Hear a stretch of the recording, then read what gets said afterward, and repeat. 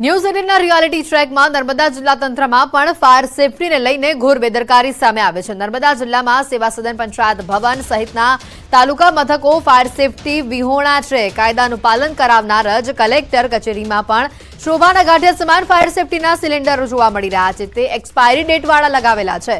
આ ઉપરાંત જો કોઈ દુર્ઘટના અહીંયા સર્જાય છે તો આ કચેરીમાં પાણીની પાઇપલાઇનની પણ કોઈ જ સુવિધા નથી। નર્મદાના સેવા સદન પંચાયત ભવન સહિતની કચેરીઓમાં મોટી સંખ્યામાં અરજદારો આવતા હોય છે અને તેમ છતાં રાજકોટની દુર્ઘટના બાદ પણ ફાયર સેફટી બાબતે નર્મદા જિલ્લાનું વહીવટીતંત્ર હજી પણ ઘોર બેદરકારી દાખવી રહ્યું છે। ગુજરાતના રાજકોટમાં જે અગ્નિકાંડ બન્યા બાદ 30 લોકોના મોત થયા ત્યારે તંત્ર જાગ્યું અને ગુજરાતના તમામ જે જિલ્લા અધિકારીઓ છે અધિકારીઓ દ્વારા ગેમ ઝોનોથી માંડી અધિકારી ઓફિસો માંડી અને જે હોટલો છે મોલો છે જેને ચકાસણી કરવામાં આવી રહી છે। પરંતુ નર્મદા જિલ્લાની વાત કરીએ તો નર્મદા જિલ્લાની આ મુખ્ય જિલ્લા સેવા સદન ઓફિસ છે। અહીં આગળ ફાયર સેફટીનો અભાવ દેખાઈ રહ્યો છે કારણ કે નથી કોઈ પાઇપલાઇન કે નથી કશું કરવામાં આવ્યું, નથી કશું મૂકવામાં આવ્યું। ફાયર સેફટી માટે માત્ર જે સિલિન્ડર મૂકવામાં આવ્યો છે એ સિલિન્ડર પણ એક્સપાયર થઈ ચૂક્યો છે। તમને હું ખાસ બતાવવા માગીશ કે જે આ સિલિન્ડર છે આ સિલિન્ડરની તારીખ તમને ડેટ બતાવવા માગીશ કે 23/1/2023ના રોજ જ આ સિલિન્ડરની ડેટ છે એ ઓવર થઈ ચૂકી છે અને એક્સપાયર થઈ ચૂકી છે। એટલે કહી શકાય કે જે લગભગ જિલ્લા સેવા સદન ખાતે હજારો લોકો પોતાના કામ અર્થે આવતા હોય છે અને આ કામ અર્થે આવતા જે લોકોનો જે જીવ પણ જોખમમાં મુકાઈ શકે છે। જે સરકારી બાબુઓ છે અન્ય જગ્યાએ ચકાસણી તો કરે છે પરંતુ પોતાની જ ઓફિસોમાં ફાયર સેફટીનો અભાવ દેખાઈ રહ્યો છે।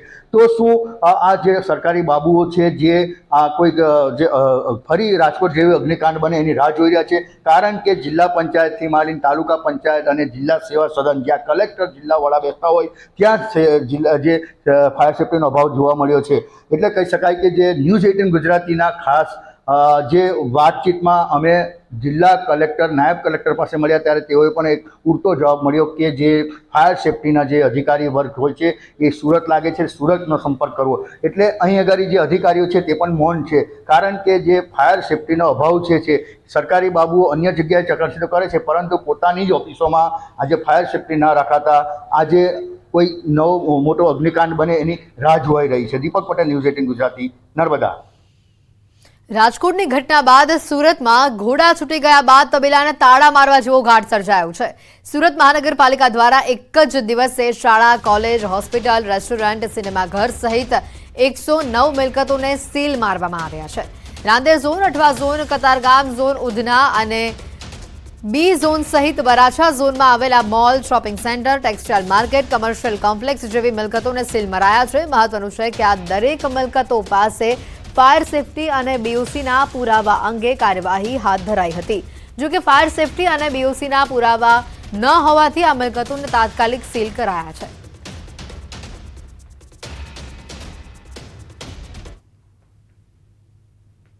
રાજકોટની ઘટના બાદ સુરત મનપાનું તંત્ર એક્શન મોડમાં ગોળા છૂટી ગયા બાદ તબેલાને તાળા મારવા જેવી હાલત સુરત મહાનગરપાલિકા દ્વારા આમ કુલ મળી શાળા, કોલેજ, હોસ્પિટલ, રેસ્ટોરન્ટ, સિનેમા ઘર સહિત 109 મિલકતોને એક જ દિવસમાં આ ફાયર સેફટીના લઈને સીલ મારી લેવામાં આવ્યા છે। 109 મિલકતો પૈકી 49 જેટલી હોસ્પિટલોનો સમાવેશ થાય છે।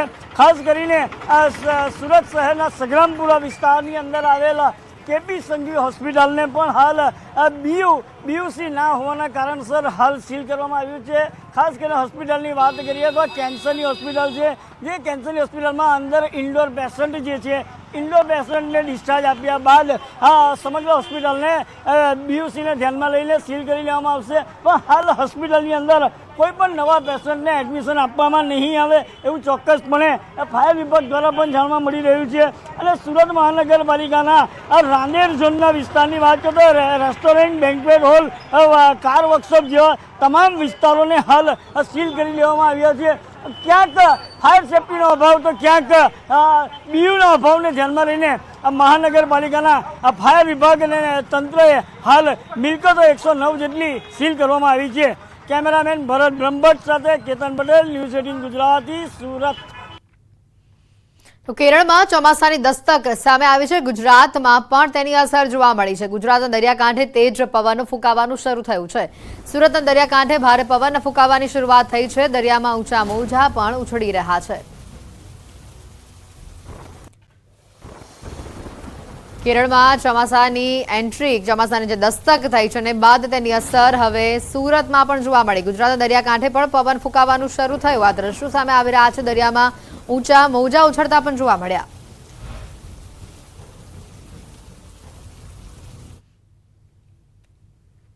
અને આજ મુદ્દે વધુ માહિતી મેળવીશું. સંવાદદાતા કેતન અમારી સાથે સીધા અહીંયા જોડાઈ ચૂક્યા છે. કેતન, જે રીતે ગુજરાતના દરિયાકાંઠા પર પણ હવે અસર જોવા મળી રહી છે, ચોમાસું નજીક છે, વધુ માહિતી શું અને હાલ શું પરિસ્થિતિ?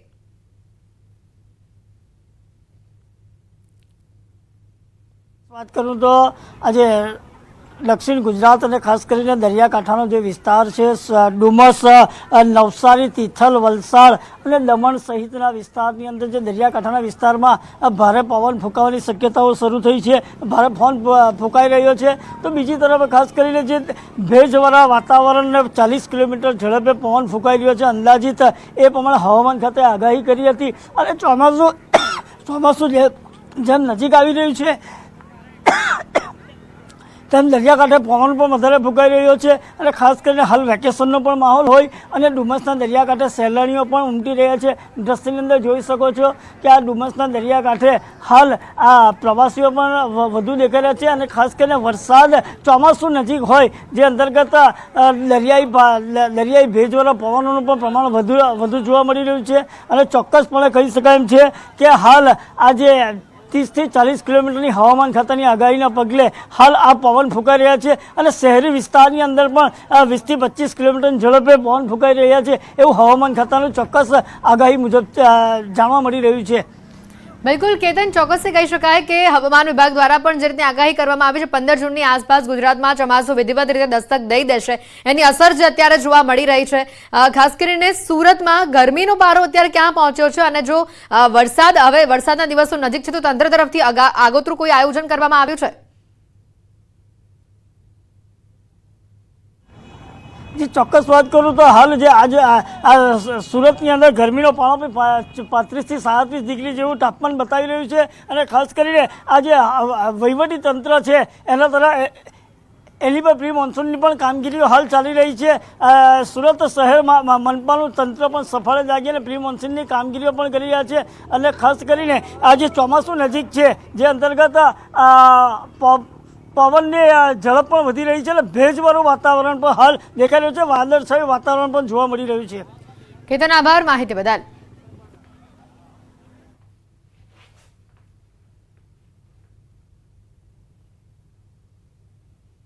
સમાચારોમાં હાલ રોકાઈશું એક બ્રેક માટે.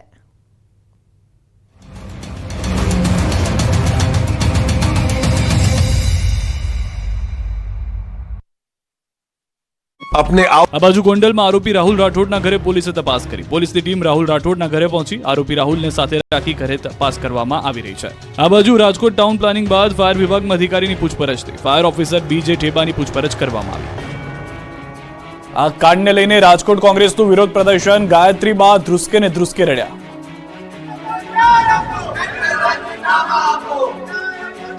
રાજકોટ ટીઆરપી ગેમ ઝોન અગ્નિકાંડ મામલે કોંગ્રેસ આક્રમક મૂડમાં જોવા મળી રહી છે. કોંગ્રેસ દ્વારા કલેક્ટર કચેરી ખાતે વિરોધ પ્રદર્શન કરવામાં આવ્યું. વિરોધ પ્રદર્શન બાદ કોંગ્રેસના આગેવાનો દ્વારા સૂત્રોચ્ચાર કરી કલેક્ટરને આવેદનપત્ર આપવામાં આવ્યું. સાથે જ આરોપીઓ સામે સખત કાર્યવાહીની માંગ પણ કરવામાં આવી. આ સમયે હૈયું કંપાવી દેતી ઘટનાને લઈને કોંગ્રેસ નેતા ગાયત્રીબા ભાવુક થયા હતા અને ધ્રુસકે ને ધ્રુસકે ચોથા રાસુએ રડી પડ્યા હતા. રડતા રડતા ગાયત્રીબા વાઘેલાએ કહ્યું કે આવી ઘટના ક્યારે ન બને. માસૂમોના મૃત્યુ થયા તો તટસ્થ તપાસ કેમ નહીં. સુરતના પુણા વિસ્તારમાં ખાનગી શાળા સીલ મરાતા વિરોધ. રાજકોટમાં આગની ઘટના બાદ ગાઢ નિંદ્રામાં સૂતેલું તંત્ર સફાળું જાગી ગયું છે. દેખાડો કરવા રાજ્યભરમાં ફાયર સેફટીને લઈને તપાસના નાટક શરૂ કરાયા છે. ત્યારે સુરતના પુણા વિસ્તારમાં ખાનગી શાળાઓમાં સીલ મારી દેવામાં આવી. શાળા બંધ કરાતા વિરોધનો વંટોળ શરૂ થયો. પુણા ગામમાં ફાયર અને પાલિકાની ટીમે તપાસ હાથ ધરી હતી. 20 વર્ષથી ચાલતી નાલંદા શાળામાં ફાયરને લઈને તપાસ કરવામાં આવતા આ શાળામાં ન તો કોઈ ફાયરના સાધનો હતા, ન તો ફાયર એનઓસી હતી. છતાં ગેરકાયદે 20 વર્ષથી બિલ્ડિંગ ધમધમી રહ્યું હતું, જેથી શાળાને સીલ કરાતા ખાનગી શાળા મંડળ સંચાલન સમિતિ દ્વારા વિરોધ કરવામાં આવ્યો. સમિતિ દ્વારા ફાયરની એનઓસી હોવા છતાં બિલ્ડિંગ ગેરકાયદેસર બતાવી સીલ કરાઈ હોવાના આક્ષેપ કરાઈ રહ્યા છે. જ્યાં સુધી તમામ શાળાના સીલ નહીં ખુલે ત્યાં સુધી અન્ય શાળાઓ પણ બંધ રાખીને વિરોધ કરવાની ચીમકી અપાઈ. ગુજરાતીઓને ગરમીથી રાહત મળી છે. હવે ગુજરાતીઓ ગરમી માટે નહીં, આંધી, વંટોળ અને વરસાદ માટે થઈ જજો તૈયાર. ગુજરાતમાં ચોમાસાનું કાઉન્ટડાઉન શરૂ થઈ ગયું છે. પ્રી મોન્સૂન એક્ટિવિટી શરૂ થઈ ગઈ છે. એટલે ગુજરાતમાં 2-3 દિવસથી ગરમીથી રાહત મળી રહી છે અને પવનની દિશા પણ બદલાઈ ગઈ છે. હવે ગુજરાતમાં 3 દિવસ સુધી આંધી વંટોળ જોવા મળશે. 3 દિવસ સુધી 4 જિલ્લામાં ભારે પવન ફૂંકાશે.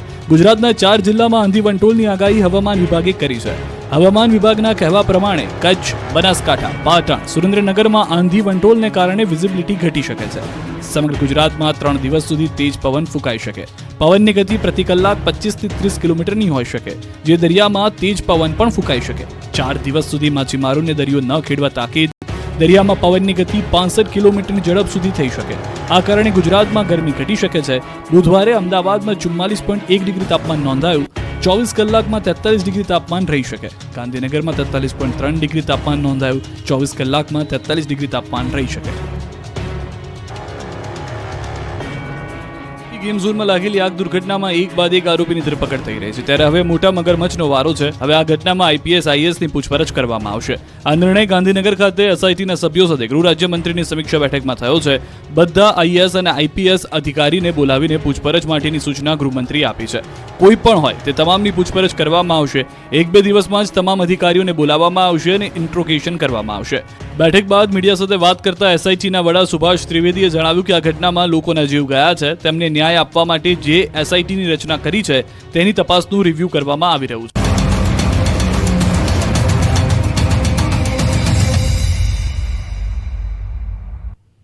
બ્રેક બાદ આપનું સ્વાગત છે. રાજકોટ ઘટનાના પગલે સુરત ગ્રામ્ય પોલીસ અને બારડોલી ફાયર વિભાગ એક્શન મોડમાં આવ્યું છે. બારડોલીના 3 ગેમ ઝોનના સંચાલકો સામે ગુનો દાખલ કરાયો છે. હાલ બારડોલી મામલતદાર દ્વારા 5 જેટલી ટીમો બનાવવામાં આવી છે.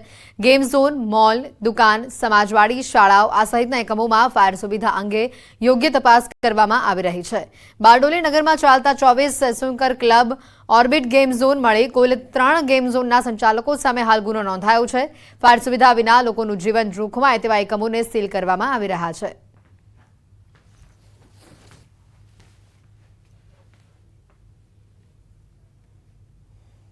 Showroom, shopping mall, coaching institute, tuition class, શાળા, કોલેજો, હોસ્પિટલો, સમાજવાડી, પેટ્રોલ પંપ, સિનેમાગૃહો અને મનોરંજનના સ્થળો ઉપર તપાસ કરી અને વિગતો મેળવવા 5 ટીમની રચના કરવામાં આવેલ છે.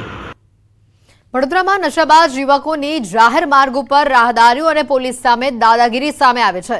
મોડી રાત્રે માર્કેટ 4 રસ્તા નજીક રિક્ષામાં દારૂની મહેફિલ માણી નશામાં ધૂત યુવકો તોફાન મચાવી રહ્યા હતા અને સાથે જ રાહદારીઓએ ઠપકો આપતા તીક્ષ્ણ હથિયાર બતાવતા રાહદારીઓમાં પણ ભય ફેલાયો હતો. ભારે હોબાળો થતા પોલીસે ઘટના સ્થળે પહોંચી નશાબાજોની અટકાયત કરી હતી.